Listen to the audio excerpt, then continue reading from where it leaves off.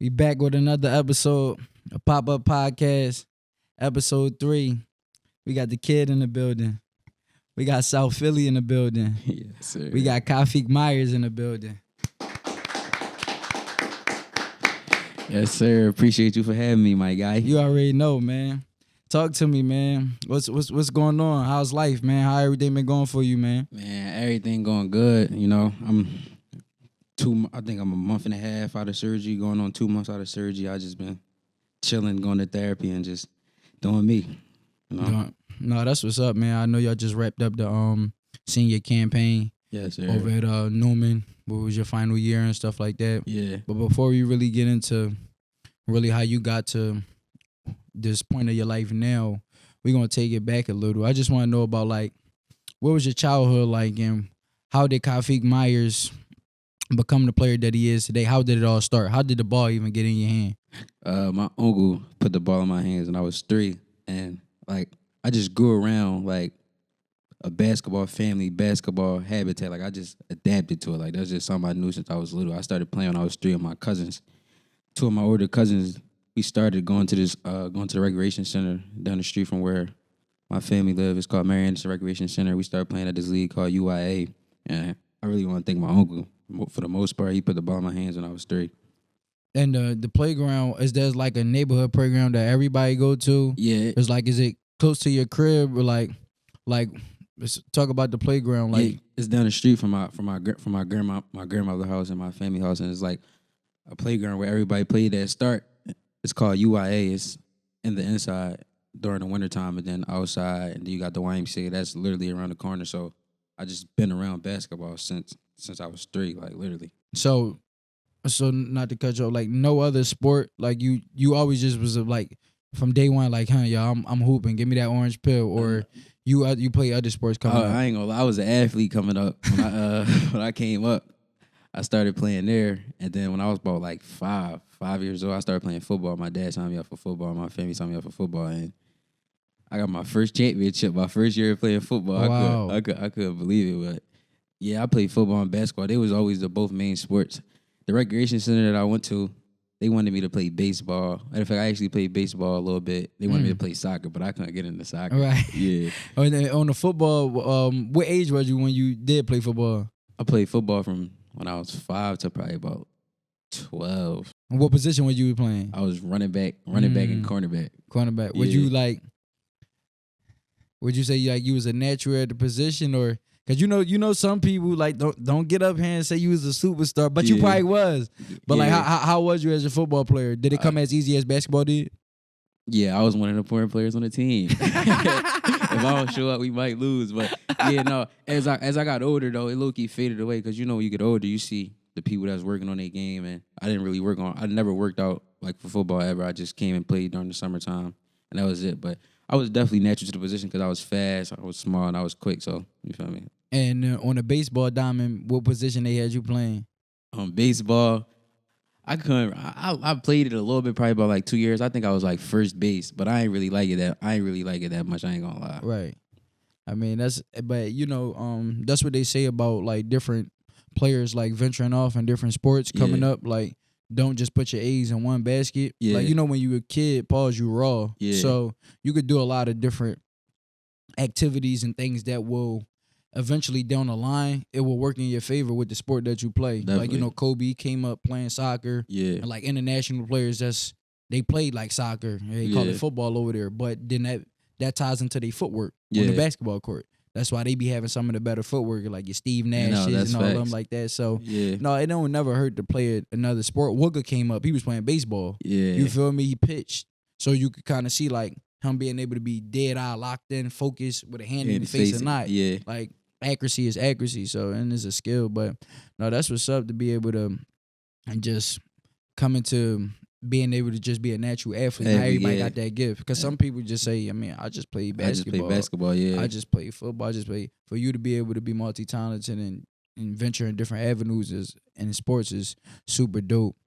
And after playing in the rec leagues and being at Mary Anderson, what was the next step after that? Did you end up playing AAU? Did you play middle school basketball? Like, yeah. what was the next step for you to really figure out like you really wanted to be in this field of basketball? The next step was for me. It was getting on the AAU team. So one of my best friends, Kevin, he played with this team called Run the Rebels. Shout out to Kevy, man. Yeah, Shout out to Kevy. If you from South Philly and you don't know Kevy is a problem. Yeah. Shout out to my man Kevy. So he was playing with Run the Rebels or whatever. So I was just still like at the rec. You can see me at the YMCA, Mary Anderson, just around just that younger. So I was just trying to find where to play at or whatever. So then I went to the tryout.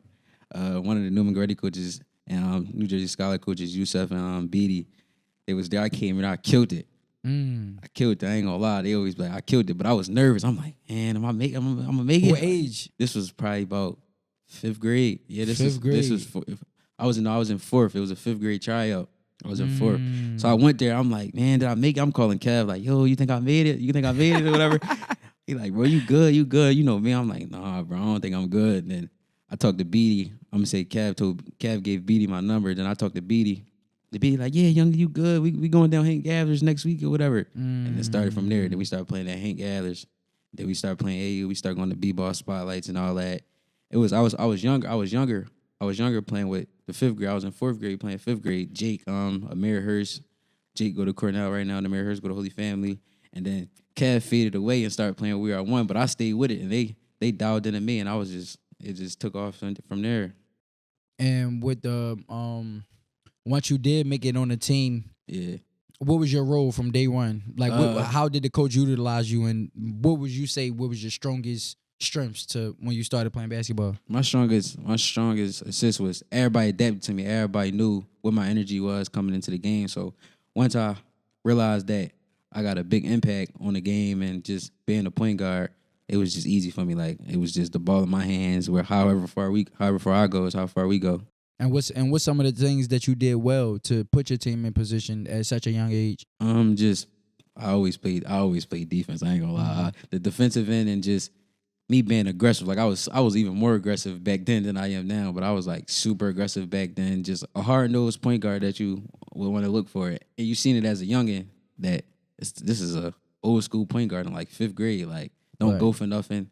None of that. Yeah. And you said that was 5th grade. Yeah, that was 5th when you grade. started. 4th grade. I was 4th grade playing 5th grade. Yeah. And then from those different leagues that you played in, did that kind of like, was that just something that you did up until, like, what age did you do? How long did you play for that specific? What was the name of that team? Oh, Running Rebels. It was called B&B, Books and Basketball. Running Rebels, the first team I actually played for. In fact, I played for the Monarchs, but that was at my recreation center. That was like Mondays and Tuesdays. It was just going to Northeast, but it wasn't nothing. Yeah, I'm talking about like your first like travel team. Yeah, like, that was my first travel team. So it was the Running Rebels. Yeah, Running Rebels was my first travel team. And then 5th grade, 6th grade, you still was traveling. So 5th grade, this how it all happened. So I was in 4th playing.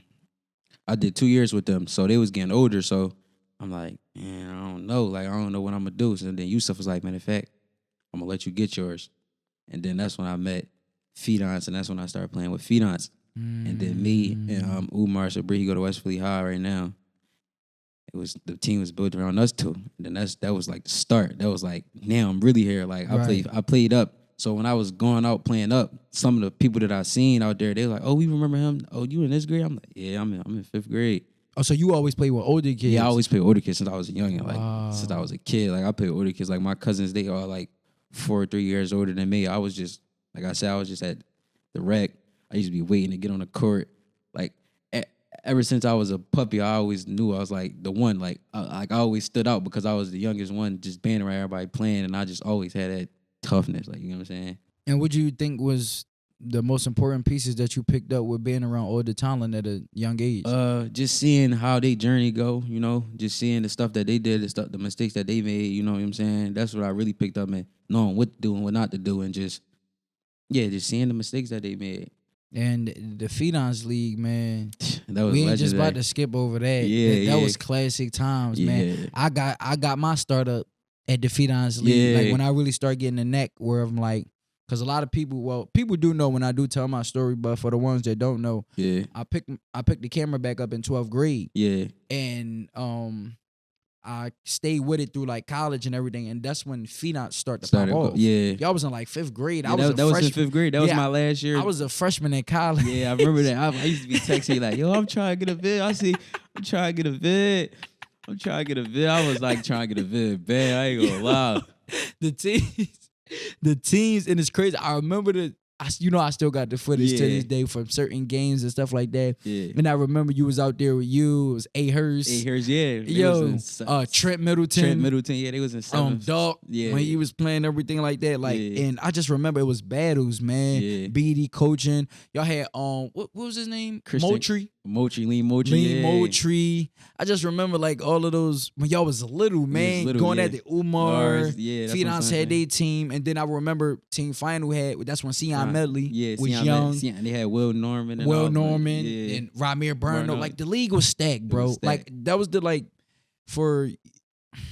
I would say that me coming up being a cameraman, just to be able to, that's kind of like how my relationships meant to how I have such a strong bond with y'all today. Definitely. Because like that was like everybody's startup. Yeah, oh my y'all God. just start getting y'all feet wet, seeing if you gonna be in this. Because there's a lot of people that, and you notice in that league, we talking about basketball today, they ain't playing no more. No, facts. You get what I'm saying? If we look back and did a percentage or a chart of like from that league when they was in 5th grade, who's still playing today? It's not many, bro. It's not at all. And if they are playing, it's not many playing at a high level neither. Exactly. Because some of the dopest kids at the time, it's still about pouring into your development. Yeah. Year and after year. Like sometimes like kids just be nice coming up. Yeah. You just get the ones. They be nice, right? Yeah, that's and you fact. be like, yo, what happened to little cuz that was played for little Uwap and them back in the day? Yeah. He was nice. Yeah.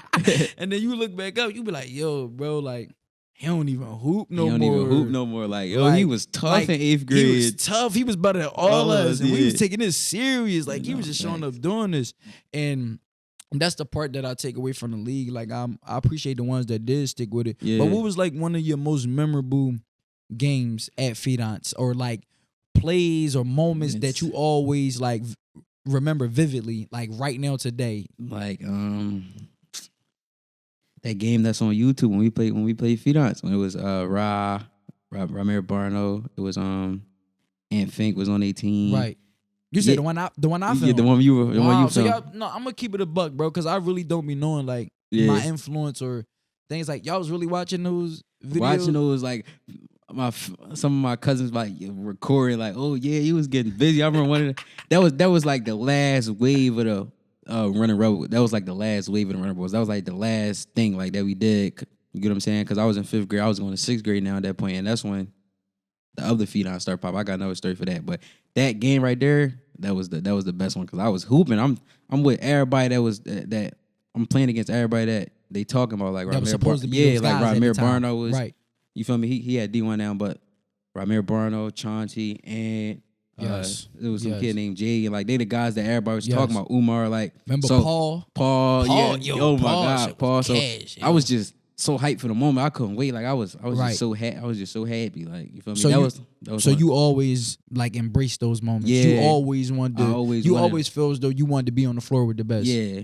And I just felt like I always was the one, but I was in a small pond, and I felt like once I got out, I was always trying to get out that small pond. Like that small pond was like South Philly. Like I'm just being around older people, but I ain't never been around people my age. You get what I'm saying? And that's how I was about to ask you. Do you think that's a South Philly thing, or that's a Myers thing, or like where do you think that mentality of you like, dog, I'm here, I'm ready for anything that's to come. I ain't backing down from nobody. I don't care what's my weight, my size. Like I'm holding my own. I think it's a South Philly thing, and it's really from my bloodline. It's like half and half, but it's definitely from my bloodline because I come from a family full of ballers. So like, what you see is what you adapt to, and that's just hearing the stories from your family, like just talking about how they used to kill this, how they used to do that. Right. So it's like, well, I gotta be on the same thing. Like I can't let the legacy. You get what I'm saying? Right. Okay. So you always felt like you had something to carry on your shoulders. Like you can't I can't let the hood down. Yeah. That's like I'm carrying the name and the legacy that I gotta continue. Okay. And that's I facts. never knew that, bro. Yeah. That's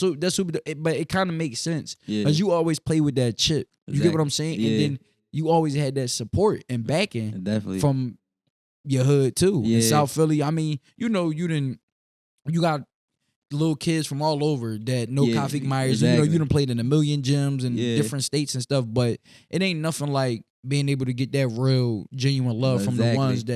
ones that saw you from a pup From a puppy, and yeah. come up and it tied back to the Rebels. That whole team was South Philly based. Yeah, the whole team was South Philly. 'Cause that's exactly how it was. It started to break up a little more because we all in different, like some of us was in 7th, some of us was in 6th. I was in like 4th. Like it was like around that range. So then once that broke off, that's when Phenon started. That's when I really got my, like I really jumped in the water. It was like, I remember our first tournament. It was a B-ball. Before you get into that, what grade you're talking? What I'm grade going were into you going 6th into? grade. I'm going into 6th. So I'm in 6th grade. The 6th grade we talking about with Phenon. 6th grade, yeah. Okay. So 6th grade, that's when it really started. We had our first tournament. We went to B-ball Spotlight. It was at Hoop Group. We lost. Y'all played on them courts, the NBA courts. Yeah, we got the. We was on the Knicks ones. The Knicks one. He joined the Knicks. That was one of my favorite. Neptune. That used to be the courts. Oh my God! You thought you made it. You played on them courts, bro. It's crazy. When I was younger, bro, I used to be watching. I remember I killed Card dunked on the ball on the Boston Celtics one. You look out, you can see it. Yeah, I'm the like, Ball is Life. His mixtape. Yeah. I tell people like that's top two. Top two, bro. For me, like I think it's number one. I ain't gonna lie. Bro, we used to sit at the computer, bro. The Crime Stopper. Yes. What's crazy though, I seen him dunk on that court. I'm like, yo, I'm actually about to go, I'm about to go hoop there. Like, Right. I'm like, all right, now I know I'm out there. I'm out there. Like, Hoop's got the other little bitty tournaments, but I'm like, all right, it's getting there. So I started there. I started hooping there. Like, we went to a lot of tournaments there. But back to the topic, we went to that tournament. Like, we put a team together. And I think a couple days, this one I told you, Yusuf was like, I'm gonna let you get yours. So we hurry up and put the team together. We went there. We lost in the semifinals to he had McDonald's All-American, and his name was Donnie Freeman. He played with Jersey City. We lost to them in the semifinals. I'm like, oh, we got something. Like, we were starting right there. That was the first tournament. Right. So then we start coming together, putting the teams together. We start going everywhere. Like, everywhere. Anywhere you can think of. Virginia, Baltimore, like, we went everywhere, and we just was playing. Teams. Who was on that coaching staff at that time? Coach Reem and Coach Carlos. You feel me? They really put me out there. Lowe's. Yeah, they really put me out there. Like, I appreciate them the most, too. They really put me out there. And even going back to the Rebels, BD was your coach, right? Yeah, BD and Yusuf was my first coaches for the Rebels. But it all connected though. We was all under one base. Yusuf and BD start going with the younger kids, starting them young, start getting them when they was younger, and then he just passed me off to them like, you feel me? This still you feel me? We still family, but I want him to play his age group. And some kids like you'll talk about like some kids, their parents don't have background in basketball, so they rely on their coach or the neighborhood. Yeah. You know what I'm saying? Yeah. Coach that put them under the wing and really told them what to do and they trusted them. Yeah. How did you feel about the decision when you had to get past to them and being able to be coached by a different set of guys? I mean, it was good. Like, it wasn't no I ain't really trying to do it. I'm like, yeah, this is what I've been waiting for. Like, this it. And I appreciate them the most because they believed in me from the beginning. Like I told you, when I first tried out, I didn't even think I was gonna make the team. And then they took me to multiple tournaments, multiple everywhere. Like, I'm just getting out there, getting little small write-ups, like everywhere. And then once they said that, I'm like, all right, say no more. Like, it's the next step. And I can imagine, like, once you got 6th grade, 7th grade, 8th grade. You playing high level. Like you said, you got the backing from your coaches. What was the process like when it was time to figure out the next step for high school? I ain't gonna lie, I was going to Newman since I was like in 4th grade, bro. Like, it wasn't even a question. Like, can you tell me why was that from 4th grade? So you telling me like as a 4th grade kid, what middle school you went to? What was the school? I went to EM Stan. I ain't played no middle school ball at all. My middle school ain't had no team. And you ain't played no ball. No middle school ball. In 4th grade, you knew, like, in my mind, like, I gotta go play for Newman. Wow. What sparked that? I mean, well, I ain't gonna say it was 5th. It was around the same time. So when we used to play with the Running Rebels, we used to practice at Newman because BD was on the staff or whatever. So I was around. I was just getting the fresh air. You get what I'm saying? And then as I got older, I just understood the Newman culture, just what it was. Like, I'm like, nobody from South Philly that I knew personally, like, now Lament fell and I know him now, but he was the only South Philly person that I knew that went there and scooped Jardine, but I didn't really know them at that time. Like 5th grade, I didn't even really know about them at all. So you knew nothing about the history. I didn't know nothing about the history until I got older, until I 6th grade, like when I really start paying attention, I ain't really know nothing at all. But I'm like, yo, there's just something about this school. Like, I gotta come here. Like, it's in South Philly. It's right here. And then once I learned the culture, like Scoop Jardine, Lamine Felton, feel me? They 2 South Philly guys that went there and made history there. So I'm like, thinking about as I got older and I knew about like people from South Philly that went there. I'm like, past couple years, nobody from South Philly like went there and made a huge impact. I'm like, I'm next. Like I'm next. Like I'm the next one. Like I just like I'm next. Like I'm telling it, bro. I used to call Kev every day. Like, bro, I can't wait to get to know him. Like, I'm going to Newman, bro. I'm sure I'm gonna turn this joint up. Like, turn this joint up. You feel me? And that's really how it happened. And the more I got older, you know, the more you get older, the more you get into the basketball stuff, the more you learn about it. Right. You know what I'm saying? So that's really what it was. And my family, they was never no Catholic League players. They all went to South Philly High. So it was like, that's all I really heard about. Like, I didn't really hear about Newman until. So you ain't hear about Newman until you stepped in for practice. Yeah. That was your first knowing of Newman. Yeah, like I knew people went to Newman, but I didn't really know. But for you to really like look into it and like really think this is like a real possibility for me, it didn't make sense. And it made all sense when you stepped in the building. Yeah. And like got in there, it just had this. It just had that feeling. You get that gut feeling. I know you. I'm knowing. Yeah. I'm already knowing. So, aside from that, you knew that you was going to Newman. Did you get any other schools that reached out? Did you entertain any other schools or anything? Or you just was like, listen, I appreciate y'all. I already know where my heart at. Yeah, it was like I knew I was going. Like, bro, I knew I was going, but it's crazy though. Everybody probably not gonna think I visited LaSalle, bro. Before High School? LaSalle College High School. He on our staff name. His name Aaron. He been around for a minute. He was there. He like, I'm telling you, Feek, it's something different. Like, it's something different. You're gonna be around people. This is 8th grade. This was before the world shut down. I'm like, all right, I'm gonna go visit. He talked my family into visit. I'm like, all right, I'm gonna visit. I visit. It was a good school, bro, but it just didn't feel like Newman. Like, it just didn't feel like Newman. And then Camden High was always like in the talk of me going, but I was like, nah, I don't really see myself going over the bridge. You feel me? I could have went and played with DJ, Sion, and all them. Like, they my boys. Like, I've been to them. But I was like, nah. You want to create your own legacy? Yeah, I wanted in your backyard? Yeah, in my backyard. You know what I'm saying? Right. And you had the back end. Now, you felt that way about Newman as a player. How did the coaching staff feel about you coming in to the school? Was they for it as well? Yeah, like when I was in like, they knew that Coach Carl knew me since I was like, they all knew me since I was like a baby. So they just they knew. And then once the time got closer and closer, that's when they got more serious and serious. At first I was just like, when I was like 6th grade, I'm like, man, why they bringing this person in? Like, Feet coming, but I was like, bro, I ain't even close. Like, I ain't even close to get to high school yet. Like, you get what I'm saying? So then once it got closer, 7th grade, that's when it really got closer. Like, Coach Pat, like, I appreciate Newman the most. Newman really changed Newman Finance, it really changed my whole, you feel me? But Pat texted me, this was 7th grade going into 8th grade. We played King of Philly, Team Final Finance. This is the last wave of the Team Final Finance. I killed. Pat texted me. I was hyped. I'm like, yeah, it's really on. Like, it's really on. Like, he texted me like, I'm like, it's really on. Like, you feel me? Yeah. I'm like, it's really on. And ever since then, it been on. Because, you know, like, I've been BD is an assistant on the staff, but he wasn't like the top assistant. You know, it was Pat and all of them. So it's like your homie, like, yeah, bro, you good. You can go there, like I'm saying. But it was like, now I'm really waiting to get it from the like head chief or the head honcho, you know what I'm saying? And then once I got that, it was like, it's on. Prior to because we all know you end up going to Newman, right? Prior to that though, did you ever attend Newman games? It's crazy. I was talking to Quade, in the locker room. We was in practice. He like, so you ain't never like come to no Newman games? He like, I ain't the reason you chose Newman. I'm like, yeah, at some point when I got older and I understood, I'm like, yeah, that's one of the reasons why I chose too. But when I was like 5th, I ain't go to a Newman game until I was like 7th grade, bro. Like the Palestra, I ain't even know about none of that, bro. I ain't gonna lie. I ain't go to a Newman game until I was like in 7th grade. Matter of fact, 6th, like towards the end of 6th when we start going and everybody start knowing us, like towards the end of 6th. But I ain't go to no Newman games, bro. That's crazy. Like literally.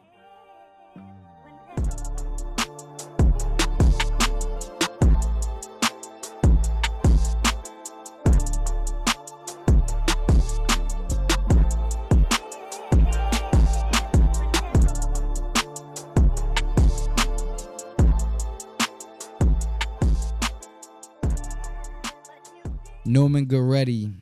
You already Yes, know, sir. man. The historic Newman-Goretti. I mean, so many different things come to your mind when you just hear them two letters, NG. Facts. The NG, guards, yeah. the historic players that came even before you, before we was even born and stuff like that. Yeah. The players to be able to come through there. But what was it like to finally actually be a Saint and step into school day one? I mean, I started during COVID, so it was a little different for me. But like my first day when I went to school, I was nervous because it's like I'm so used to, like I said, I was in that small pond for a while. Right. And then I was in that small pond in the basketball world. And once I got out of that, I had to get out of the small pond in the school world because my middle school right around the corner. So it's like I've been seeing the same people since I was a baby. So it's like it was different, but I was nervous. But once I got settled in, it was cool though. But it was like during COVID, so it wasn't really too much of an experience. Like I was 5 feet away from people in the class. I had masks on. Nobody really knew who we, you know what I'm saying? But me, Rob, and Mir, we all started the same day, and we was on the team, and I knew them, so it was cool. But I was still nervous though. And like, yeah, the transition to, like I said, you being from South Philly, Yeah, you knowing players that played there. Once you start to learn about it, you didn't practice there. yeah. But now you're actually being coached by the great coach Carl Aragel, and being able to actually be on that floor, like you on the roster. Yeah, you know what I'm like, saying? it's You ain't wild. looking no more like you here Yeah. now. How did that make you feel? Like, far as like, because it's okay to, like, you know, your workers, high school, the work is just beginning. Yeah. But not everybody get a chance to say I went to Norman. Not everybody get a chance to say they play high level high school. Yeah. So how did you feel about yourself and the work that you put in to get you to that point? I felt good because it was like I'm here.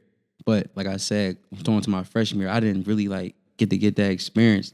But like when we used to have practice, I used to be like, yo, like I got Fave right there. Like Fave from South Philly. I knew Fave since I was a youngin'. So it was like Fave. I had Shaq, Chris Evans. I'm like, these the boys. When I watch a Newman game, they on the YouTube. Like, we right here. It's not like they famous, but it's like I remember just watching them. Like, now I'm teammates with them. You get what I'm saying? Right. It was a little different, but it was good. I wish I got the full experience my freshman year, but like just being around Coach Carl, you know, like sometimes in my freshman year, I used to be like, yo, that's Coach Carl. Like, he legendary. Like, you know what I'm saying? It was crazy. So y'all season got cut short, because you said it was a COVID year, right? COVID So how year, many games y'all played? We only played 9 games. Like, we couldn't even. It was so crazy, bro. We couldn't even practice at Newman.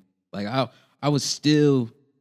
Like, when I was at Newman, I was still waiting to get that experience going into the locker room, get my locker. Like, I didn't even get my locker yet. I didn't even have so you didn't even get a chance to, like, No. wow. I'm thinking you was already, like, you was there. It just was, like, limited with, like, like, you know, the classroom. Y'all was separated. Yeah. Oh, so y'all wasn't even doing nothing in the gym. We wasn't even practicing. We didn't get to start practicing at Newman until about December, bro. Oh, wow. That's I probably crazy. I probably practiced at Newman 10 times, bro. Your freshman year? Like 15 at the most. 15. And that's like between practice, workouts, all that. All that. That's the, like, you feel me? Wow. I didn't even, like, I was waiting to get that Newman experience, had my locker room, because when I was in 8th grade, I was able to go into the locker room, see everybody got their locker. I was waiting for that experience. Like, I can't wait. I'm like, yo, I can't wait to get my locker. Like, so y'all didn't play games there neither? you played 2 games there, bro. So what other games was played at? At the other school, because we was in city school, so we had way more restrictions than the school that was like Archbishop Wood. I think so. Y'all played so y'all played 7 away games. 7 away games, bro. If I'm not mistaken, Wow. bro. I remember. Matter of fact, I'm lying. We played 3 home games. I remember Devon Prep. Matter of fact, we played 4: Devon Prep, St. Joe's Prep, McDevitt, and Father Judge. Father Judge was their last game. Like, they let us play our last game and their season got clipped. Like, it was wild. Wow. It was wild. I got my first varsity bucket against Devon Prep, though. I had 5, you feel me? You feel me? When I was a freshman, though, I used to be trying to do anything to get Carl attention. Like, I'm here. Like, you feel me? Right. You can depend on me. You know what I'm saying? So you came off the bench freshman year. I didn't even get in, bro. I didn't even get in the lineup. Oh, I didn't even get in. Who's on that team? Like the starters for that It team? was Fabe. It was Blaze. It was Chris Evans. It was Shaq. It was Masood Stewart. Masood. We go to Binghamton now. It was Masood. And I used to hear everybody saying, like, Carl only played like 6 people. He only played 5, 6 people. I'm like, man. That year he played 9 people when I wasn't even a part of the 9. It was crazy. Like, he go deeper into the bench and I ain't even a part of it. It was crazy. It was crazy. And Rob was on that team Rob too. too. Rob was getting time. He was ready. I wasn't really mad at it. It just set me back because, like I said, when I was young and I'm so used to being the one, it's like, oh, I ain't even playing. You feel me? And Rob was ready and he fit more. And it was like he got the time. Like her first game was versus LaSalle. We went off a buzzer beater. Rob hit the buzzer beater. It was wild. That's He hit the crazy, It was bro. wild. So how much did that, like, wasn't no like competition? Yeah, like, no, but no, you no. know you competitive. Yeah, I'm competitive. So how much did that fuel you? Because like this the whole thing anyway, where like you rather go through that adversity Yeah. as a freshman in high school Yeah. than have to, because you're going to face that same type of adversity when you Exactly. get to college level and all. Exactly. And that be the problem with like the world, period. Yeah. But even our guys coming from the city, like, because we be thinking like we're just deemed to play right away. Yeah. Some people be in better positions to play right away. Some people, it don't be in the cards to play right away. And it's just the fact of the matter. Like, bro, like a lot of people don't even know. Like, I went to MCS. Yeah. We used to play Newman and JV. Yeah. Quade played JV. That's what I'm saying. Did he play the whole game? No. Did he had a dub in like the first quarter? Yes. Yeah, that's exactly Like, how it be. It Like, happens. And we talking about Newman. yes, You talking about Hawk Bird. He didn't play as a, like, bro. he's sitting on the bench. Like, yeah. like Newman, like, my whole thing is if you don't got tough skin, don't even go there. Don't even go. Don't even go there. And that's something why, like, people be like, yo, why Newman guards be rocking how they rocking, or they players in general, Yeah. is because they are bred a certain way. Exactly. You get what I'm saying? Because Yeah. sometimes it's not like that's life. It's not going to go your way. Yeah, You that's feel what I'm saying? And that's So fact. in the minute that you could have been like, dang, I was trying to do everything to show that I can be on the floor, and you could have. Yeah. But it's like another thing is about what the coach want to do. Exactly. What he see in When he his got his mind vision. up. But how much of that fueled you to come into your 10th grade year?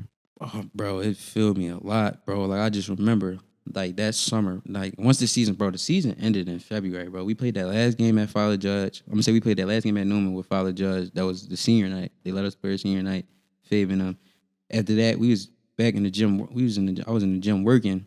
Everything started to loosen up more than that. Like, after March, that's when they, like, loosened up all the way. Then I just start getting hit in the weight room. Working out. I started working out with Jim Ferris, one of the assistant coaches. I heard, I Yeah. follow Jim Ferris. One of Some great my work. assistant coach named Aaron. He's from my neighborhood. He's been around my uncles and everything. I used to go with him. We used to work out with Jim Ferris at like 7 in the morning, Wow. like 6 in the morning. And then like it just fueled me, bro. I just couldn't wait. Like I was just so ready. Like it's my turn now. Like we going, you feel me? And then me and Rob, we was on the same page, bro. I knew Rob was a worker. Like he was always working. Like before we got there, we was working on the summertime outside. Me, John Brennan, Fade. He was working on the summertime. So once everything got clear, like we was gonna be able to get back in the gym, I would work out with Jim Ferris in the morning at 7 a.m. Take a nap, go to Newman, go hit the weights again, or like do some. We had his name Benji McFit. He been around Newman for a while. Work out with him, get on the court working out, and it just fueled me, bro. Then I just embraced it, bro. I used to do that every day in the summer, bro. Every day, and I just couldn't wait. Like I was like, I'm gonna show why I've been the one since I was a puppy. Like I said, I finally got out that small pond. Now I'm in I'm in the ocean now. It's the big boy league. You know what I'm saying? So I was like, I ain't a baby no more. Like it was more so like when I get out here, it ain't no he in 10th grade. It wasn't none of that. It's like I'm out here. Right. No, I feel you. And jumping into your 10th grade year, like you said, it was so much that fueled you, and you feel as though that you had to work harder, take it to a whole nother level. Because we talk about that. I just talked about that with Tasheem at Newman. He come from being a man, Pop Warner, Black Hawks, getting the ball every play. To get to Newman, it's 3 senior running backs in front of him. In fact. And he like, dang, like coach said I may be playing or this going on. You get what I'm saying? Yeah. But he had another one. He didn't run from it. Exactly. Stayed at Newman his whole time throughout, and he became what he wanted to become. Yeah, and I low-key knew that what I was signing up for, because that's when I told you I visited LaSalle. They like, you're going to be starting here as a point guard and all that. I knew what I was signing up for because we had the seniors and all that, but I'm still going to Newman. I didn't care. Like, right. I didn't even think of, like, I just didn't even think of me, like, starting as a freshman. That wasn't even a thought in my mind. You know, young as now, I'm starting. I need this, I need that. That wasn't even in my mind. I just knew I go to practice. I'm with Fabe. I'm with one of my best friends, Amir Hurst. Like, I'm going to get better. Like, you get what I'm saying? And I seen how Amir Hurst's process was going, so it was like, I ain't mad at it. And I know I had BD, Coach Reem, Carlos, and I just stuck with it. Like, you know what I'm saying? And how much of an influence was Fabe on you? I know Fabe is from South Philly. Yeah. Fabe, he a hard worker. I mean, Yeah. his journey, his story is like It's different. it's Bro. different. Like he one of the most humblest kids I ever ran across. And then to be a dog on top of that, you would never know. You get what I'm saying? Like he a great kid. But how much of his influence helped you to be better? I'm low key a little like sorry that we ain't get to spend the time that we got to, like as freshmen. You know how like, oh, he from South Philly. Like we played a couple games together here and there. We was around a couple, but I knew him. Like I've been around him before, but we ain't really had that bond, like super bond. But like, bro, he was a worker, bro. I ain't gonna lie, Faye was a worker, and I just seen him working. I'm like, damn, bro. Then once I seen him working, and then once I seen what he was getting, I'm like, yo, I can be the same way. Like, you know what I'm saying? Right. Him, like the Newman people that really inspired me, bro. Like Hawkbird played a big part, bro. Like Hawkbird was Shout like out to Hawkbird. That was like Hawkbird used to pick me up. Heart over height legend. No cap. Hawkbird used to pick me up, drop me off at the crib, pick me when I used to come to Newman, pick me up for the runs. Like, oh, I ain't know you was like. I remember one day I was there. We worked out. Like I was working out with them in like 7th, 8th grade, bro. Summertime, 7th grade. I was in the gym working with them. Like Jordan Hall, all of them. That's tough. Like Jordan Hall and all of them. Jordan Hall, Fabe. They was new. They was new to like the Newman coach. Hawk been there since he was a freshman. So Hawk really put that arm over my shoulder, and then Fabe was tough. Kept it going. You get what I'm saying? And Chris Evans, like I had some good seniors, bro. Like Hawkbird was the year before me, but Hawkbird and Fabe and Chris Evans, bro, they was folks, bro. They like inspired me to keep the Newman culture going. You get what I'm saying? Because they truly know what it meant. Even though Fabe joined late, he truly know what it meant. That South Philly toughness, like, you know what I'm saying? And they just was built in. And you talking about keeping the culture going. Yeah. You guys delivered your 10th grade year. Yeah. And that was something special. You talking about two 10th graders. Two 10th graders, bro. Like going to war. Like this backcourt. Like this all I was hearing about. At a point of y'all 10th grade year, they like, yo, J-Do, the best backcourt in the Catholic League may be down South Philly. Yeah. These young bulls, and they complimented each other so well. Crazy, and bro. The way how y'all got to it, what you bring to the game didn't step on Rob's toes, what he brought to the game didn't step on your toes. Yeah. And it was like a perfect balance. And I remember me talking to Rob, he was like, we just clicked from day one. Yeah, that's when how I interviewed him. That's really how it was. Like I told you, Rob came on at the last minute. Mir was coming. And then Coach Carr, you know, he want guard. So we supposed to have these two kids from Chester come, Kyrie and Pop. Kyrie and Pop, they were supposed to slot. They were supposed to come. And it was supposed to be Mir. Rob came on last minute. Rob started working out with us in the summertime. And then it just clicked, bro. And then I just remember, like, I missed like 5 games my sophomore year. I missed so many games my high school career. That's why I'm a little mad that how it ended. Like we was just playing open runs, like in the open runs in the summertime, bro. It was me and him, like we on the same team. We going at the seniors. We here, like, you know what I'm saying? Like this us, like we was going at the seniors. And even when Fabian was there, we was on the same team, like the second team. We used to be going back and forth. And then that summer, we the big dogs. You get what I'm saying? Right. We here, and it just went well, bro. It just went well, and like you feel me? That's my brother. Like he pushed me, I pushed him. And we just worked, like, bro, that was we worked, bro. When we knew, like, when John used to text us, yo, we in the gym Monday and Wednesday, every day for the summer. We came, we worked out, like, everything, bro. And like I said, for y'all to be able to put that season that y'all put together, young group, like you said, the core of the group, you talking about, the core group was all 10th graders. Basically. You, Rob, Mir, and Sultan, and Masood, and then Sue was the older guy. Sultan and Sue was Amir Hurst and Sue was the older guy. Sue was the older guys, right? Yeah, and they been around the NG culture, but they never got their time. You get what I'm saying? Right. So they couldn't give us as much. They ain't never been in the moment. So we all was young at the time. You feel me? And Amir Hurst, like, I remember one day we was in practice. He just snapped like, "Y'all keep playing around, like." You feel me? And Carl was snapping on us too. And then ever since that day, bro, we was locked, bro. And then once I fully got back, because even my 10th grade year, bro, like I missed like 2 extra games because I had contract trees. And contract trees mean if we together right now, like we sit across and you got COVID, I got missed 5. I got missed school for a week. Like, you know what I'm saying? Wow. So I had like 2 of those. And then once we finally got together, like Because Amir Hurst got hurt a couple times that year. I got hurt that time that year. And once we all came together, bro, we was locked in, bro. Because in the summertime, we in the gym together. Like, this like a bond. Like, this like a real brotherhood. You get what I'm saying? Right. Like, the first time that Newman can be like a fist. Like, you know what I'm saying? Like, freshman year, we can't come in the gym at this time. We can't even go to the gym. Like, you know what I mean? Right. This time, we was together. And then Amir Hurst snapped on us. Like, that's my best friend. You know what I'm saying? Right. So, just playing with one of my best friends, playing with a brother that I just met, Rob, Sue, Amir, we just was locked, bro. It was just different. Like, and how much of that played a part into when y'all stepped into the Palestra? What was it like for your first time to step in the iconic Palestra and be able to, what the Jaquan Newtons did when they went down there? And what Newman's about. Newman's about winning. You hear about Newman, you hear about Roman. Yeah. That's what it is when you talk about the Catholic League. Yeah. What was going through your head? First time stepping into the Palestra? First time going to a Palestra, bro. It was like, I'm gonna make them remember me, bro. I ain't gonna lie. Like, I'm like, yo, this the time where I make my name, where I change everything. Like, I'm really here. Like, you know how I be like, I'm here. Like, every time you hear, you gotta take it another step. I'm like, I'm here. Like, So you wasn't nervous? I wasn't nervous. And I'm like, I'm here, bro. I promise. I'm like, I'm here. Like, I was so locked in, bro. Like, it was a different type of locked in. Like, I'm here, bro. And what was it like to run out and you see, like, it's packed to the wall? It's packed to the wall, bro. Like, I really embraced it. Like, I was just telling my underclassmen this year, I'm like, bro, when you hear that, like, for me, when I hear the noise and they're like, oh, when you coming out the locker room, I'm like, that just, I'm here. Like, I got, like, it just give me a different type of mood. It gives you a different rush. Yeah. Right.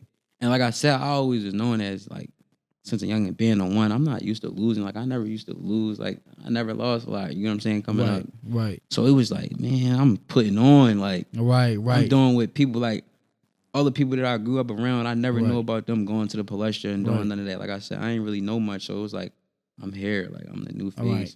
And like, you look at it as like, this is the moment. This is the moment. This is what I put all the work in for to perform my best on the biggest stage. Yes, bro. And that's what it was. And I knew everybody was watching. I'm like, yo, this is where I can make my name in the city, bro. Right.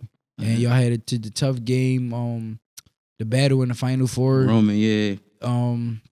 To be able to, who was that y'all played? Roman. Y'all played Roman in the Final Four. Yeah. Or did y'all play Ryan? No, we played Roman. Y'all played Roman. Yeah.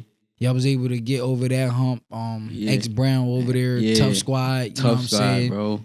They been there, you know what I'm saying? They in culture embody the same thing that y'all embody over at Norman. God, so bro. Y'all was able to get over a tough task of that. And then in the championship, who did y'all get? Archbishop Ryan. Y'all played Ryan. And just at the national anthem at the championship game, what was you thinking? Did you have trophy on your mind, or did you see it another way?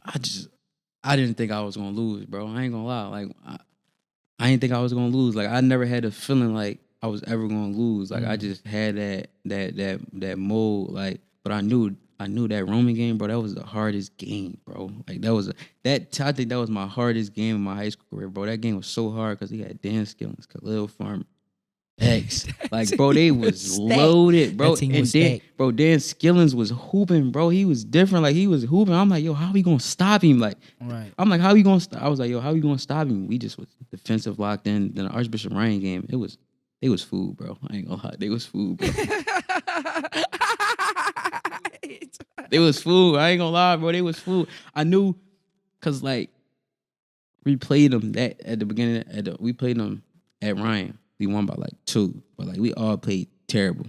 I knew their guards were shaky, but I know with Roman X coming is like X. I knew X was gonna bring it. So I'm like, you feel me? But I knew I wasn't the super head honcho of the Newman-Goretti. Like, I knew I was a sidekick, but I knew Rod was the head honcho. Like, everybody knew they place. Everybody knew Rod was the head honcho. Then it was me. Then it was, you know what I'm saying? So I knew it was gonna be X versus Rod. But I more so took it on. Rod took his in a slightly way. Like, this is my matchup. But I took it on like starting off in the defensive end. So I took it that. Right. And that's just what it was. And then we was just dialed in, bro. And to hear the buzzer sound at the end, y'all up. It's game. It's done. What's your emotions around that time? The game over. Y'all won. It was that Roman game. It was different. It's like, yo, we did it, bro. Like we did it. Like we talked about this. We knew Right. we was gonna do it, and we felt it. Like that week before, we played Archbishop Wood at Wood. Mm. I was snapping in the first half. I think I had like 14 in the first half, bro. I Right. was snapping. They smoked us because we had to play all these games back to back. They ended up smoking us. Mm. Amir Hirsch, like I said, that's my best friend. Like he kept us level head. He kept us together. He takes groups like, we cool, gang. We gonna win it when they count. You look on my Instagram, it's in the dump. He like, we cool, gang. We gonna win it when they count. Right. Then that week of practice, we was locked in. And that feeling just was different because it's like we prepared for this, bro. We watched film, bro. We was watching film. We always watching film, talking to school about it. Like, we gonna do it, bro. And nobody really believed in us. You get what I'm saying? Like, nobody was believers. Our circles, like our peers, like Rob Pears, Amir Hirsch Pears, we got the same pairs, Masood Pears. Everybody knew we could do it. It's like, when was it going to happen? You get what I'm saying? And that bell just was different. It's like, we did it. Like, we here. Yeah. Like, we got our foot in the door. Now let's just kick it down. You know what I'm saying? Right. And y'all kicked it down. That's what y'all did. Brought a championship to the school. Yeah. As a 10th grader. What was the feeling in the school? What was it like? Probably y'all next 48 hours going back to Newman. What was the feeling like? It was crazy, bro. Like, it was crazy. Like, everybody texting me. I had my middle school teachers texting me like we was there last night. Wow. And it's like I said, like about the feeling. I got the feeling like when we went after the game, but I got fouled out with 30 seconds left, bro. So I wasn't on the court. You know how people throw the ball up or like, I ain't get that feeling in the chip game, bro. I ain't get that feeling. So that's why I would, you feel me? I ain't get that feeling, you know what I'm saying? Right. And speaking of the championship game, not to go back, but in the first half, I ain't play so good. And I just thought about everything, like everything on the line. Like John Brennan, he used to give us a little talk. He just remember, you know what I'm saying? Like he used to say little stuff, and Coach Carl gonna be Coach Carl say stuff. But John Brennan, like, you feel me? Then that second half, I went and turned up. But back to that, school was wild. Everybody following us, add us. Right. You feel me? Right. Then we, like, if you look in one of the interviews, Coach Carl, like, many people in the school probably didn't know who they was, because even during that year, we had a restriction on the fans in the home games, bro. Wow. Like, we had a restriction. Like, we didn't really have, like, a student section. The games, like, we had a restriction, bro. It wasn't that many people coming to the games. So then once we went to the Palestra, everybody came, we put on. But the feeling was different, bro. It's like, I'm really Khaafiq Myers, bro. Like, I really said, like, Khaafiq Myers. Like, they know who I am. Like, it was different, That's bro. The what's feeling up, was bro. different. Like, everybody knew us. Everybody you was felt like you, like, no, I got something to put behind my name. Yeah, like, and I feel like anytime I put on that Newman jersey, it was like, I want to be the best player to wear number 3. Like, I wanted that joint to retire, bro. Like, I wanted that joint to retire. That's how I felt. Like, I'm creating a legacy. Anytime I play, bro, I think about, like, I'm creating a legacy. Because my family created a legacy for me. Like, anywhere I go, they're like, oh, you Jeff Myers, you Lou Myers. Like, you know what I'm saying? And I feel like thinking about future, like, for my kids, my sister, if my sister had kids, my little cousin, like, oh, you Khaafiq, you know what I'm saying? I used to always think about my, like I always, through generations. I feel and that's really was. But it was different, bro. Like, we had the love, the Newman alumni, Klein, Scoop. Well, I started knowing Scoop more, you know what I'm saying? Being around Kadreem telling us the story, Scoop, Lamin, Wild, like all the Newman, Quade showed us love. Right. Jordan Hall, them, Hawkbird, Fabe, they all showed us love. And that's one thing about Newman, what I like, because if you recall, when I filmed, remember when y'all was warming up? Yeah, Fabe, Jordan Hall, all of them, they always came and support. And that's what I do like about Newman, the togetherness, about the upperclassmen coming back and alumni supporting the kids that's playing now, because that's big. I mean, some kids, like you said, like, it wasn't probably a person or a player that you like, why I wanted to come to Newman. Yeah. But even after you, it's kids that's going to say, I want to come to Newman because Khaafiq Myers was there. Yeah. You get what I'm saying? And especially a kid from South Philly. Why would you want it another way? You That's get what I'm saying? Like, then being a kid from South Philly going to Newman, bro, that's a South Philly kid dream. It's like, how can I say it? It's like somebody, like, they dream school Kentucky. Like, you know what I'm saying? Right, but, you know, like, that's how it was as a South Philly kid, because not many people from South Philly, like, you got Earl Pettis, you got Scoop Jardine, you got Lamont Felton, you got Wiley. But that's 4 people that from South Philly, like, been around in the area that everybody know, like, South Philly kid dreaming. Like I said, the people I knew, they never went to Newman. They went to the public schools and all that. And I feel like besides Fabe came in late, though, you know what I'm saying? So Fabe really put it there, like, this South Philly, Newman-Goretti players deserve to go to Newman-Goretti. You know what I'm saying? South Philly players deserve to go to Newman-Goretti. You know what I'm saying? At this time, we want to take a moment to shout out our sponsor. This episode of POPUP Podcast is brought to you by Pure Fuel. Pure Fuel is a no added sugar, plant-based energy drink. You can follow them on Instagram at Pure Fuel Sport and to purchase any of their products. The link will be listed down below in the description. So you fresh off the championship. Yeah. And now we head into the summer. Like, you at the top of the world. Y'all just won it. Top of the world. Now it's time to go into AAU. What was that summer like for you, and who did you run with? I ran with the New Jersey Scholars. I ran with the New Jersey Scholars. It was great. It was great. I ain't gonna lie. So like, my 15-year, that was the COVID year. You know what I'm saying? I played for Malik Wayne, Smack. Everybody knows Smack. You know what I'm saying? I played with Smack. Smack was up on me. He was up on me. You know what I'm saying? Shout out to Malik Wayne. You feel me? I came to the Scholars. This is how all the Scholars stuff. So I came to the Scholars. I'm like, man, I'm playing. Like, they had some guy that was there. He was supposed to be the guy. I'm coming every day. I'm full court pressing. This is me. Like, you feel me? This is me. You know what I'm saying? I need this. So I need this. Like, this the opportunity. Like, we were supposed to be with the Scholars like since like 7th, 8th grade. So I'm like, I need this or whatever. So then that happened. I played with Smack. I got my first offer. I got my first offer without playing the varsity. I got 4 offers without playing the varsity minute, bro. That was tough. You know what I'm saying? So that was tough. That was that. And then 15-year, 15-year was like still like little 8th grade. Right. Bro, like, it's not really your 7th. Then Coach Ken Jackson came over, Dan Skilling's trainer at Sky's the Limit, you know what I mean? And he was up on me, bro. We had Billy Richmond, TJ Robinson, you know what I'm saying? We had a nice team, and we was just dialed in. Like, Ken was up on us, not going for no slack. We went out there hooping. That was 16U. 15U, it was me, Marty, Jalil. It was crazy. Me, Marty, and Jalil was all on the same team with the PGM. We ain't really win too much. We won a couple games, but we ain't win too much. And like I said, getting back to 16U, we played solid. We had a little stuff going on where coach got suspended. So that 16U, I had like a nice year. It was like more so like my freshman year. Like, it started off, it was supposed to be good, and then it faded away. Like, I was doing good. I had offers and everything. And then a humbling moment for me was like, got offers. I got the city schools, everybody on me. I was about to get Kansas State. I go out Indiana. What was that? No, we was at I think Indiana. Go out Indiana. I think I'm doing good. Kansas State coach humbled me real quick. Like, after that 10th grade, it was like my head was high, but I was still level headed. But like, I'm still like, you know what I'm saying? Right. Kansas State coach about to recruit me. Like, I'm like, all right, this is the next step. Like, now, you know what I'm saying? I'm taking it up a higher. Right. I'm thinking I played good after the weekend. Coach was like, yo, your body language was terrible.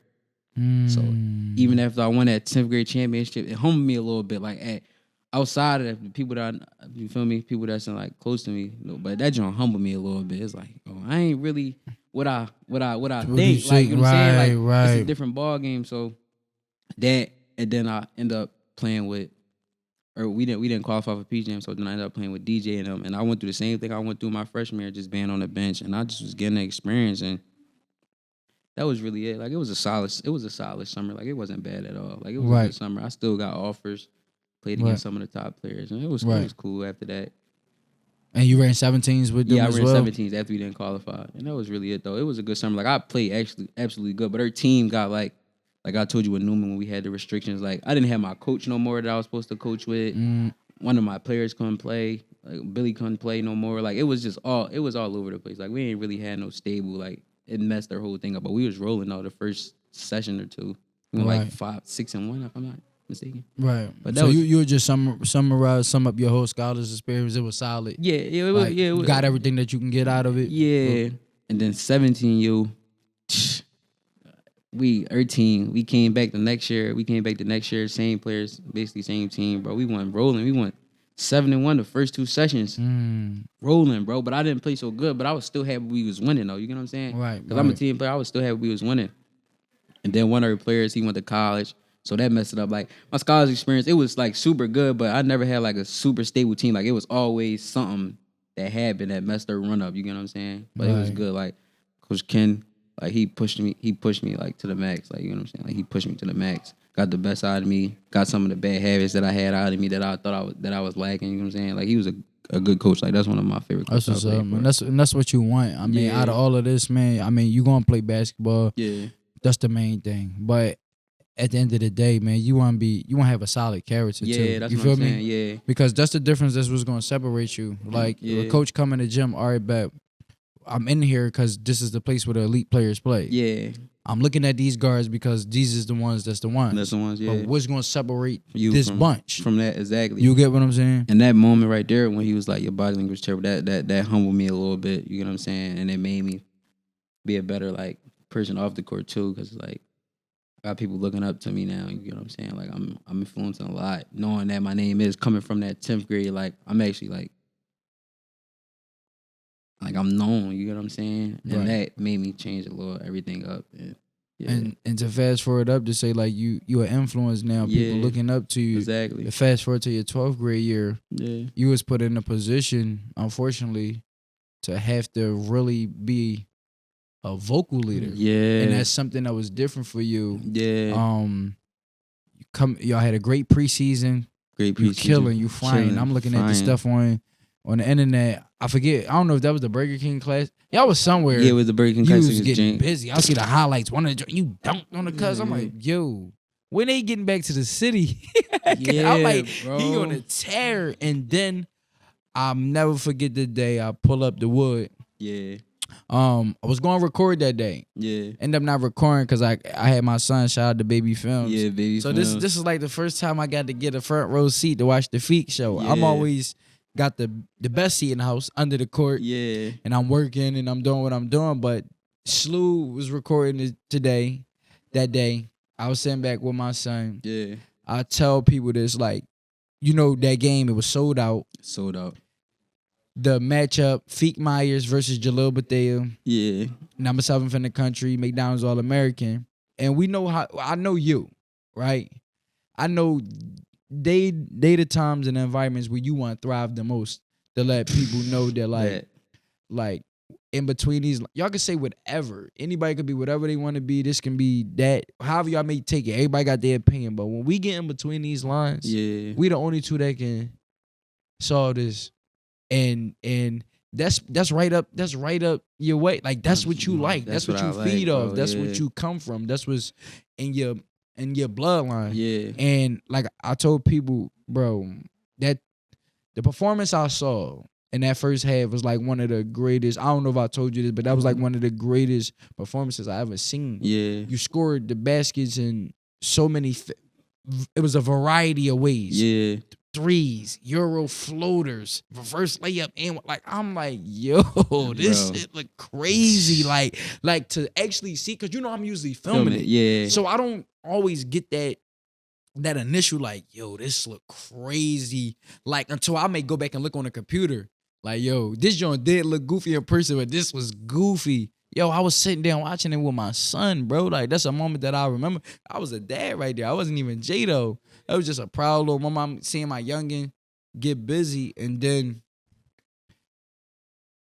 come down the court, one play, and then the rest was history. yeah. Take me through that moment. What do you remember from the play leading up to that?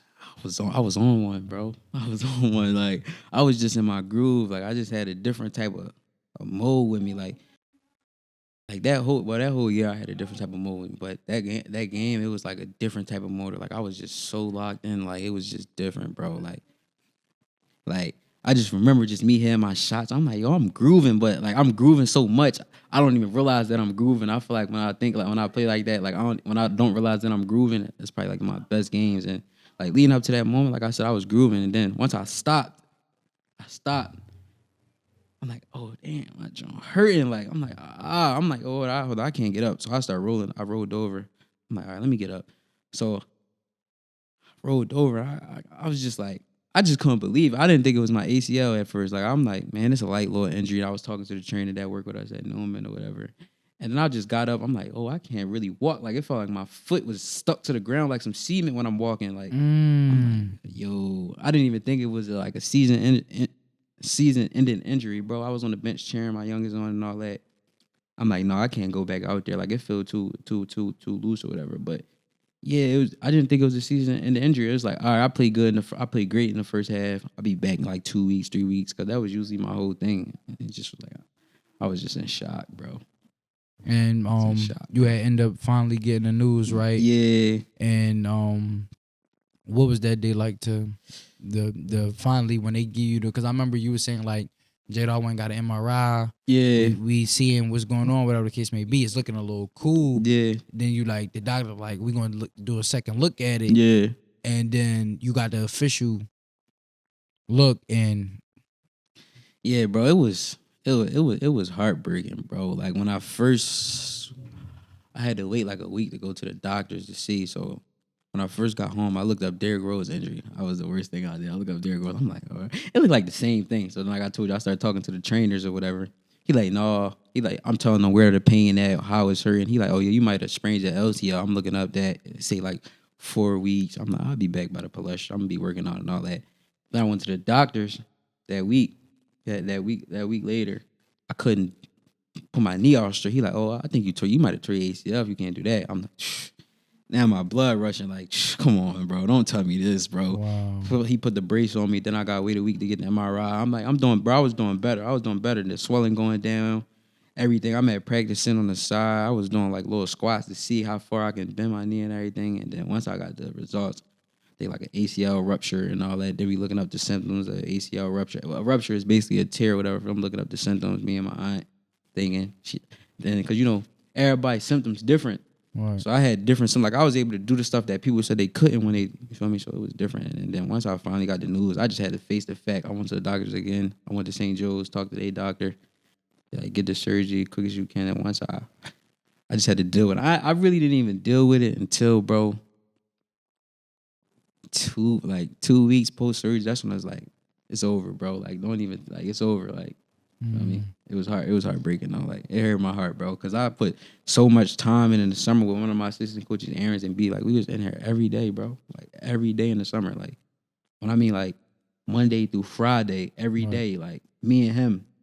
Sometimes Kev would come by. Me and him though. Like just me and him every day. Tori was in there with me. Like when they could. Like every day. So it was like heartbreaking, bro. It's crazy.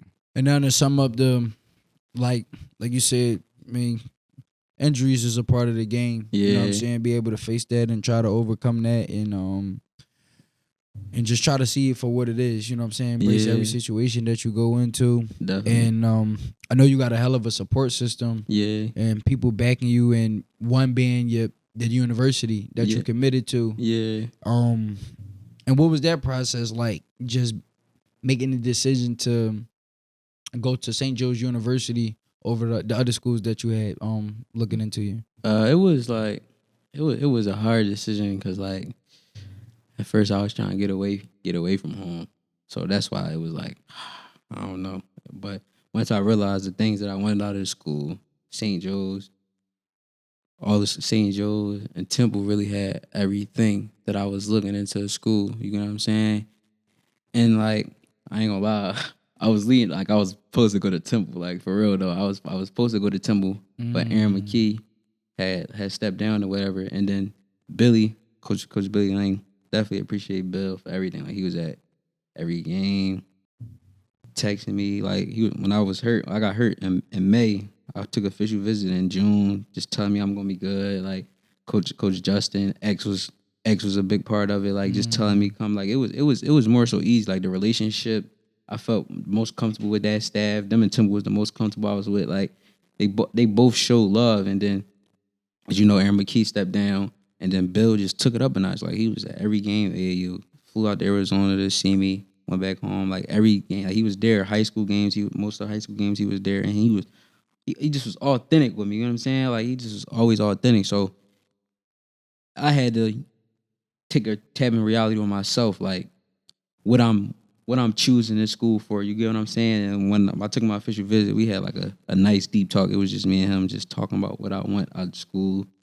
You know what I'm saying? Just everything. Like, it was just good, bro. Like, it just met the criteria. Like, you get what I'm saying? And you felt it? And I felt it. But you know how, like, some people get blinded by you feel me? I was, like, getting blinded a little bit. Like, me not wanting to be home was blinding me a little bit, knowing that this is the prize right here, like everything NBA coach been around, you know what I'm saying? Right, and that was like easy. And then just the relationship, it was like another Newman situation. Like it was the brotherhood. Like X was You feel me? X was like a big part of Coach Justin. They was like, man, you want X.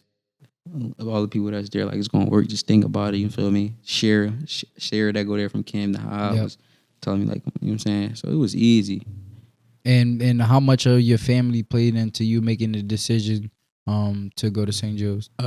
It was really my decision. Like my family and Coach Reem, Coach Carlos, and everybody around me, Coach Carl, they all never like, yo, go to this school, go do that. It was always my decision and without like, you get what I'm saying? Nobody never like pushed me like, yo, go here, go there. They would tell me the pros and the cons and what you know what I'm saying. But it was always me.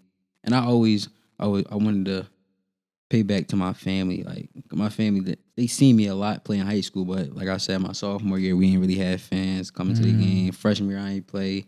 11th grade year, I was like really hurt. I just wanted to stay home and let my family see me more. Like, you know what I'm saying? Now, how much of your family play a role into where you at today? Your support system? It's wild, bro. Like I got support from my whole family, like from the youngest person, like from the youngest person to this oldest person, bro. They always just telling me the stories, keep in my head. Don't worry about this, don't worry about that. Like everything gonna fall in line. Like we just sitting down. Like I'm in my family house. They just start talking about like the schools and you feel me. But it was never like, yo, I want you to go here. I want you to do this. That's why I like my family. That's what made me and my family connect 10 times more. Like I come from a deep family. We connected, but it was like they really want the best from me. You know what I'm saying? It's not like they want the best from them. Like, oh yeah, I made Feet go here. Like, you get what I'm saying? Right. They want you to run your own race. Right. Yeah. Like run my own. Like everybody's story is different. You get what I'm saying? So it was just easy. Like it was never no pressure. It was just me fighting a battle with myself that made me choose so late, getting blindsided. And then, like I said, when I talked to Bill, it was easy. Like it was what it was. And that's what it be about at the end of the day. I mean, go into a situation where you can feel it. You feel that it's organic. Yeah. You know that you feel as though the people is rocking for me. Yeah. You get what I'm saying? Exactly. And like deeper on the sports level, like man to man, like I really believe that this man got my best interest. Yeah. My family believe he got my best interest. That's what it come down to, because a lot of people, like you said, they get blinded by, I want to play at the highest level of D1. Exactly. I want to go play for this coach and everything. That coach. And that all fine. That's fine. Yeah. Like it's different strokes for different folks. You know what I'm saying? Different athletes got different aspirations. But when you look at the reality of it, if you go to the right place in the right situation, everything is about the right fit. Exactly. You know what I'm saying? Go with fit you. Exactly. Don't go for what people is saying fit you. Exactly. Because they not you. Exactly. And that's the piece that I can appreciate from your family. Shout out to your family. Yeah. Because that's where we at a stage and we at a point of, with these athletes, NIL, with all this stuff, the parents want more involvement than they need. This is not about you. Exactly. It's about the kid. Let the kid do what they want to do and they putting in this grind. Yeah. Because you ain't going to go in this gym and work out for me. Obviously, you done provided for them. Yeah. You're the reason they here. Yeah. You made it possible. Yeah. But you got to let them chase their dreams. Yeah, and I feel like none of my uncles or like the basketball people in my family, none of them never put they self into me. Like, you doing this? Like, you get what I'm saying? Right. You feel me? Like, I always had one of my uncles, he was always hard on me, my uncle. You know what I'm saying? I just wanted to make my whole family happy, and I feel like I did, and make the people around me happy because I chose it for the right situation, the right fit, everything that I wanted. I felt like my family felt too, and the people around me knew that was the fit, but they didn't want to say it because they want you to feel. So he want me to totally pick. You feel me? And I appreciate my family the most. Like they supported me through everything, like everything. And through everything that you've been through, the ups and downs. You saying from starting at fifth grade, fourth grade, not even knowing if basketball is what you're gonna do. You just was hoping that you got an opportunity. Exactly. And you got your family believed in you first. Then the coaches believed in you, your childhood coaches and stuff. Yeah. And in your whole story from me talking with you, it just always came into a factor of like, you're a loyal kid. Yeah. You ain't go to this program, that program. You ain't skip here, jump here. I'm rocking with who rocking for me. Exactly. And if you had to tell a kid today, that heard your story and just was like, man, they may be having doubts about I don't know if I can be the same player off of injury. I don't know if my family is behind me like I think they is or got my best interest. What would be your advice to somebody that's want to aspire to be in your shoes one day? It's a solo mission. You get what I'm saying? Like it's a solo mission. I always looked at it as a solo. How much support I had, I always believed in myself. You get what I'm saying? Like you gotta believe in yourself. Like I always had the belief, like I'm gonna do it. You get what I'm saying? Nobody else gonna do it for me. And like like it's a solo mission. You gotta put in the grind. You gotta make sure you waking up at 6 a.m. Even if your parents job, you gotta make sure you waking up. Like you gotta make sure you're doing all this stuff for yourself. It's just you're gonna go through adversity. You're gonna go through everything. Like Isaiah Thomas, like you gotta roll with the punches for real. Like whatever come your way, you just gotta deal with it. And that's just how I look at life and how I look at this sport. Like you get what I'm saying? Slow grind. Slow grind. Yeah, like it was slow grind. Like I said, not to go backtrack. Like 5th grade, 6th grade, I was the man. 7th grade, my king. 8th grade, like I was playing with guys that was, you feel me, better than me at the moment, and I just slow grinded it. Went to high school, like just slow grinded everything, and then it played out in my favor. And I just always knew I was going to be there. Like you get what I'm saying? We was going to be there. It's like slow grind. Just take your time. Everybody process different. Like you know what I'm saying? And that's just how I look at it. Yeah, man. Now listen, man. If you don't take anything from this, listen to what Khaafiq Myers said to you young athletes or anybody. Believe in yourself. If you don't believe in yourself, nobody else will. Nah, facts. Believe in yourself and do it for the right reasons, man. Get around the right people and just continue to pour into the game and do what make you happy to be successful, man. But listen, dog, this was a good one. This is one of that's our one-on-ones that went down to the wire, man. Feek had a great story. A lot of stuff to share, a lot of things to be heard, and he delivered, man. We appreciate you coming up, little bro. Yes, sir. Appreciate you for having me. We wish you nothing but the best in your success and your rehab with your injury. Yeah. And your new journey you're about to step into. Yeah. At St. Joe's. That's the next chapter. You'll be back up here to talk about that. Yeah. Once we go on that run, because you legendary, bro. Yeah. You made your stamp in the city. Exactly. You know what I'm saying? Don't ever let nobody tell you different. Yeah. You accomplished things at every level you was at. You learned at every level you was at. That's the biggest thing. Yeah. And now you, man, be able to be a solid young man. You gonna go graduate. That's something else that people don't overlook. Yeah. Coming from where you come from. They don't hand out degrees. Yeah. They hand out different things. Exactly. And you that's get what I'm saying? Yeah, that's facts. And you got a different type of level of respect. Yeah. Not just with the ball, but just with being a solid young man. You feel me? Yeah. So, man, we appreciate you, man. We rooting for you, and that's a wrap. Yes, sir.